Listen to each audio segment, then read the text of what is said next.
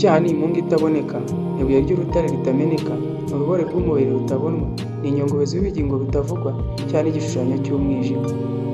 Ni inkota ihorana inkovu ku ndiba, ihumure ry'umwuka uhumanya, ni umugozi uboshye umutima, uhambira ku giti cy'ubujiji. Ni ingoyi itanyeganyega ku nzira, uwacumuye akababara iteka, benshi bakibazaho bashidikanya, abandi bagisobanura basobekanya, ariko si wowe ukivugaho iki mu ruhame. Twirinde icyaha gishukana nk'inzozi, gihindura ibara nk'inyenyeri z'ijoro, duhitemo ukuri kudahemuka, maze tubane amahoro mu ntambwe z'ukuri. Reka nkugezeho ikiganiro nkumara amatsiko. Usobanure inkomoko yacyo nkurinde udutsiko, umenyeshe inkomoko yacyo n'icyo ari cyo, dore ko ari nk'iwa mu gisebe, ishukubita mu cyico. Hanyuma urinde ubugingo n'agakiza kawe, gusabye kubyumva neza utuje witonze, numara kubyumva ugisangiza abandi. Ntagutindiye rero, reka dutangire. Icyaha ni iki? Icyaha gikomoka he nyirizina? Bamwe bavuga ko icyaha ari umukobwa, noneho urupfu rukaba umuhungu, son and daughter mu ndimi z'amahanga. Kandi aba bombi bakaba ari abavandimwe. John Milton mu gatabo ke yise Paradise Lost. Kugira ngo dusobanukirwe umuzi w'icyaha dukoresheje Bibiliya, bisaba kwiga neza aho icyaha cyatangiriye, icyabiteye n'ingaruka zacyo ku muntu no ku isi. Reka ngusobanurire akantu ku kandi nkoresheje imirongo itandukanye yo muri Bibiliya, tugerageza kubisobanura mu buryo burambuye. Ubundi iyo tuvuze icyaha usanga abantu benshi batabyumva kimwe. Abizera babyumva byihuse kuruta abatizera. Gusa nta muntu utazi neza ko Imana ibaho, nubwo hari ababihakana ariko si uko batabizi. Ni ukubera iki rero babihakana babizi? Nabyo urabimenya. Hari n'ababihakana batabyikoresheje. Babikoreshwa nande? Ntucikwe.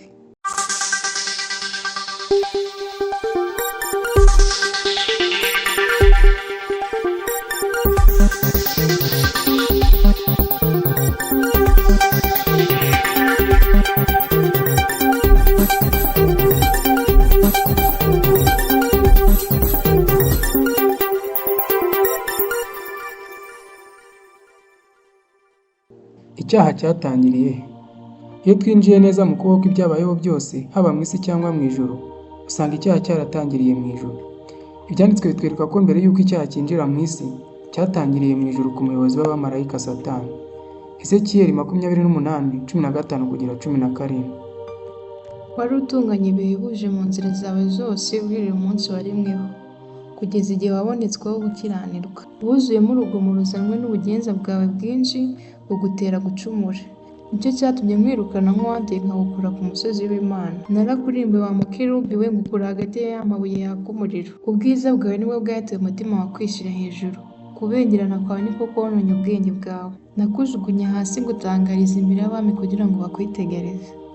Aha hagaragaza ko Satani yari marayika ukomeye, ariko akishimira ubwiza bwe. Agira umutima w'ubwirasi, ashaka kwishyira hejuru y'Imana. Uyu mutima w'ubwirasi n'ubwigomeke waje kwigaragaza ku bantu, ari nabyo byabaye umuzi w'icyaha mu isi. Hari n'abandi usanga bavuga ko icyaha cyazanywe n'umuntu, ariko se Bibiliya ibivugaho iki? Bibiliya itubwira ko icyaha cyinjiye mu isi binyuze ku muntu wa mbere Adamu. Mu ntangiriro 3 tubona inkuru y'ukuntu Adamu na Eva bishe itegeko ry'Imana. Imana yari yarabahaye umudendezo wo kurya ku biti byose byo muri Edeni, ariko ibabwira kutarya ku giti cy'ubumenyi bw'icyiza n'ikibi. Intangiriro 2:16-17. Uwiteka Imana iramutegeka iti, ku giti cyose cyo muri iyo ngobyi ujye urya imbuto zacyo uko ushaka, ariko igiti cy'ubwenge bumenyesha icyiza n'ikibi ntuzakiryeho, kuko umunsi wakiriyeho no gupfa uzapfa. Itangiriro 3:1-6. Kandi Uwiteka Imana ibwira uwo mugore iti, ubwiza nzagwiza cyane umubabaro wawe ufite inda. Uzajya ubyara abana ubabara, kwivuza kwawe kuzaherera ku mugabo wawe nawe azagutwara. Iyi mirongo igaragaza uko Satani yifashishije inzoka yashutse Eva. Iki gihe icyaha cyinjiye mu muntu binyuze mu kwigomeka ku Mana no kudakurikiza amategeko yayo. Adamu na Eva bahisemo kumvira Satani aho kumvira Imana. Ibyo bigaragaza ko umuzi w'icyaha ari ukutumvira Imana. Icyaha ni umukobwa wa Satani wavutse mu mutwe we igihe yagiriraga umwana ishyari. Ni mwiza kuva mu rukenyerero kuzamura, ariko afite isura mbi imeze nk'iy'inzoka munsi yawo, kandi azengurutswe n'imbwa z'impigi zinjira kandi zikava mu nda ye. Izo mbwa ni umusaruro w'umubano mubi w'ubusambanyi yagiranye n'umuhungu we Dave, cyangwa se urupfu. Narwo ni umusaruro w'umubano yagiranye na se Satani. Ku buryo burambuye rero, muri Paradise Lost, icyaha ni umukinankuru ushushanya imiterere yacyo. afungurira Satani irembo ry'ikuzimu kugira ngo aveyo. Icyaha n'urupfu bubatse ikiraro kijya ku isi, kandi bimuka mu isi nyuma y'uko Satani ateje umuntu kugwa. Igishimishije, icyaha n'urupfu bazafungirwa ikuzimu burundu. Amateka y'igihemu cya Satani. Nta muntu wahinyura cyangwa ngo ashidikanye ko Satani yangajwe kubera ubwirasi bwe. Satani yari marayika ukomeye kandi mwiza mu byaremwe n'Imana, ariko yaje kwirata kubera ubwiza bwe no gushaka kwishyira hejuru y'Imana. Bibiliya itubwira ibi. Ezekiyeli 28:12-17. Ubwiza bwawe nibwo bwateye umutima wawe kwishyira hejuru, kubengerana kwawe niko kononye ubwenge bwawe. Nakujugunye hasi ngutangariza imbere y'abami kugira ngo bakwitegereze. Uyu murongo werekana ko Satani yatangiye ari mwiza kandi akiranuka, ariko kubera ubwiza bwe umutima we wuzura ubwibone. Yatekereje ko ashobora kwigira uwo ari we, akoresha ubuhangange bwe bwo gukomeza kuba umugaragu w'Imana. Yesaya 14:12-15. Wa nyenyeri yo mu ruturuturu we, mwana w'umuseke ko uvuye mu ijuru ukagwa, waneshaga amahanga ko baguciye bakakugeza ku butaka. Waribwiraga uti, nzazamuka njye mu ijuru nkuze intebe yanjye y'ubwami isumba inyenyeri z'Imana. Kandi uti, nzicara ku musozi w'iteraniro mu ruhande rw'impera y'ikasikazi. Nzazamuka ndenge ibicu bigarukira, nzaba nk'isumba byose. Ariko uzamanuka ikuzimu ugere ku ndiba ya rwa rwobo. Satani n'ubwirasi bwe yashatse kwigira nk'Imana, ashaka kwicara ku ntebe y'ubwami y'ijuru. Yashidutse ahindutse umwanzi w'Imana, asuzugura ubuyobozi bwayo no gushaka kwiha icyubahiro. Ubwirasi ni kimwe mu bintu bimunga umubiri, umwuka ndetse n'ubugingo, kuko burya ari wo muzi w'icyaha. Ubwirasi, pride mu ndimi z'amahanga, bugira ingaruka zikomeye cyane cyane ku mukristo. Reka turebe uko byagendekeye Satani. Imana ntiyakomeje kwihanganira Satani kubera kwiyemera kwe. Ibyo byamuviriyemo kugwa no kwamburwa icyubahiro cye. Ezekiyeli 28:17. Nakujugunye hasi ngutangariza imbere y'abami kugira ngo bakwitegereze. Ibyahishuwe 12:7-9. Mu ijuru habaho intambara. Mikayeli n'abamarayika be batabarira kurwanya cya kiyoka. Ikiyoka kirwanana n'abamarayika bacyo, ntibanesha, kandi mu ijuru habo ntihaba hakiboneka. Cya kiyoka kinini kiracibwa, ariyo ya nzoka ya kera yitwa umwanzi na Satani, aricyo kiyobya abari mu isi bose. Nuko kijugunywa mu isi, abamarayika bacyo bajugunywana nacyo. Uyu murongo werekana ukuntu ubwibone bwa Satani bwamugushije mu rwobo, bikarangira yirukanwe mu ijuru. Mu kwigomeka kwe yahinduye imitima y'ibiremwa byinshi, arayobya ndetse kugeza n'uyu munsi agumye kuyobya abantu. Ese ni ukubera iki kwirata ari umutima mubi ushibuka mu bantu, kandi bikaba bisa nk'aho ari indwara rusange? Ubwirasi bwa Satani bukomeza kugaragara mu bantu benshi kubera ko yagiye ashuka benshi ngo bakurikize imyitwarire ye. Kwirata ni ukwiyumvamo ubushobozi cyangwa agaciro kurusha uko bikwiye, cyane cyane binyuranyije n'ubutware ndetse n'ubusabane bw'Imana. Imigani 16:18. Kwibona kubanziriza kurimbuka, kandi umutima wirarira ubanziriza kugwa. Satani mu kwiyemera kwe yakuyeho ishusho y'ukuri mu bantu, atuma benshi bibona ko badakeneye Imana. Bibiliya itugaragariza ko kwirata ari umuzi wa byinshi mu byaha, ndetse ari ikintu Imana yanga byimazeyo kuruta ibindi byose. Imigani 8:13. Kubaha Uwiteka ni ukwanga ibibi, ubwibone n'agasuzuguro ni inzira y'ibibi, n'akanwa k'ubugoryi nibyo nanga. Burya rero ubwirasi butera isoni n'urupfu. Dore icyigisho cyangwa se icyo ukwiye kubimenyaho. Satani yari yarashyizwe mu mwanya ukomeye, ariko akabitesha agaciro kubera ubwibone. Imana yifuza ko abantu bigira kuri iyi nkuru ngo bahunge ubwibone, kuko aho buri hose hatagira umunezero. Yakobo 4:6. Ariko nubwo bimeze bityo, Imana irushaho kutugirira imbabazi.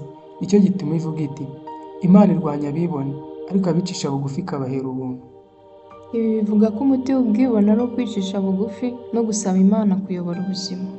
Satani ntiyashatse kubikora, ahubwo yahisemo guhangana n'Imana kugeza igihe azarimbuka burundu. Kuki icyaha gikomeza kuba ikibazo? Imiterere y'icyaha igaragaza ko gikomoka ku bushake bw'umuntu bwo kwigenga ku Mana, freedom of love. Bibiliya igaragaza neza ko abantu bose baturuka kuri Adamu basangiye kamere y'icyaha. Abaroma 5:12. Kuko bimeze bityo, nk'uko ibyaha byazanwe mu isi n'umuntu umwe, urupfu rukazanwa n'ibyaha, niko urupfu rugera ku bantu bose kuko bose bakoze ibyaha. Uyu murongo ugaragaza ko kamere y'icyaha iragwa kandi igera kuri buri muntu. Mu by'ukuri nk'uko Bibiliya ibivuga, icyaha kigira ingaruka ikomeye cyane ku muntu. Ingaruka z'icyaha. Bibiliya igaragaza neza ingaruka icyaha cyazanye ku muntu no ku isi muri rusange. Ingaruka ya mbere icyaha cyazanye ni ugutandukana n'Imana, urupfu rw'umwuka. Abaroma 6:23. Ibihembo by'icyaha ni urupfu, ariko impano y'Imana ni ubugingo buhoraho muri Kristo Yesu Umwami wacu. Urupfu rw'umwuka ni ugutandukana n'Imana, kandi icyaha cya mbere cyatumye Adamu na Eva birukanwa mu busabane n'Imana. Imibabaro n'umuvumo ku isi. Itangiriro 3:16-19. Uzabyara abana ubabara cyane, umugabo wawe azakuganza. Ubutaka buravumwe kubera wowe, uzaburya urushya iminsi yo kubaho kwawe. Aha hagaragaza ukuntu icyaha cyangije isi yose, bigera no ku mibanire y'abantu ndetse n'umutungo w'ibidukikije. Nubwo icyaha cyaje kugera ku bantu bose, kandi kikaba kigira ingaruka zikomeye cyane mu buzima bw'ikiremwamuntu, ariko hari umuti wacyo. Nubwo icyaha gifite umuzi muremure, Imana yateganyije umuti wo kukirandura binyuze muri Kristo Yesu. Yohana 3:16. Kuko Imana yakunze abari mu isi cyane, byatumye itanga umwana wayo w'ikinege, kugira ngo umwizera wese atarimbuka, ahubwo ahabwe ubugingo buhoraho. Uyu ni umurongo mwiza kandi uba mu gitabo cy'ibyanditswe byera nka Bibiliya, ariko abenshi bavugisha umunwa ntibawushyitseho umutima n'ubwenge ngo bumve intego yo kuza k'umwami mu isi. Nyuma y'aho umuntu atandukanye n'Imana kubera icyaha, Yesu Kristo yazanywe ngo asubize umuntu mu busabane n'Imana binyuze kumenya no kwemera ko ari we wenyine ushobora gukiza icyaha. Gukomeza gushaka gukiranuka. Abakristo bagomba guhora barwana no kugendera mu nzira z'Imana kugira ngo bagumane umunezero wayo. Yohana 1:9. Ariko nitwatura ibyaha byacu, niyo yo kwizerwa kandi ikiranukira kutubabarira ibyaha byacu no kutwezaho gukiranirwa kose. Kwemera icyaha no kwatura cyangwa se gusaba Imana imbabazi igihe cyose wacumuye ni umuti wo kurwanya icyaha, kandi ni uburyo bwiza bwo kugumana ubusabane n'Imana. Urugero rwiza rwo kwicisha bugufi ni Yesu Kristo, umwami w'abantu bose, umucunguzi wa twese.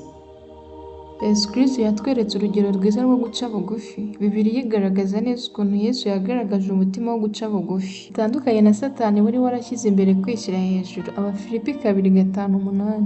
Mugire wa mutima wari muri Kristo Yesu. Uwo nubwo yabanje kugira akamero k'Imana, ntiyatekereje yuko guhanwa n'Imana ari ikintu cyo kugundirwa. Ahubwo yisubiye gusa, ajyana akamero k'umugaragu w'imbata, agira ishusho y'umuntu, kandi amaze kuboneka afite ishusho y'umuntu, yicisha bugufi, araganduka ntiyanga no gupfa, ndetse urupfu rwo ku musaraba.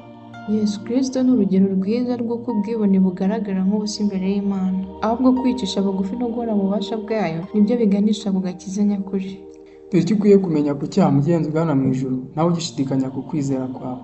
Twavuze ku bwibone, kwirata, kwishyira hejuru n'ibindi. Wowe n'iki kindi utekereza cyaba ari inkomoko y'icyaha? Ukuri ni uko abubaha Uwiteka babikiwe byinshi kandi byiza. Ubwibone bwa Satani bwatumye akurwa mu ijuru kandi akomeza kugusha benshi.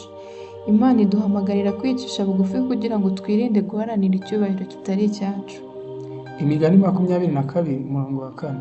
Uwicisha bugufi akubaha Uwiteka, ingororano ye ni ubukire, icyubahiro n'ubugingo. Satani yirata kugeza n'ubu, ariko ingaruka z'ubwibone bwe ni izo kurimbuka.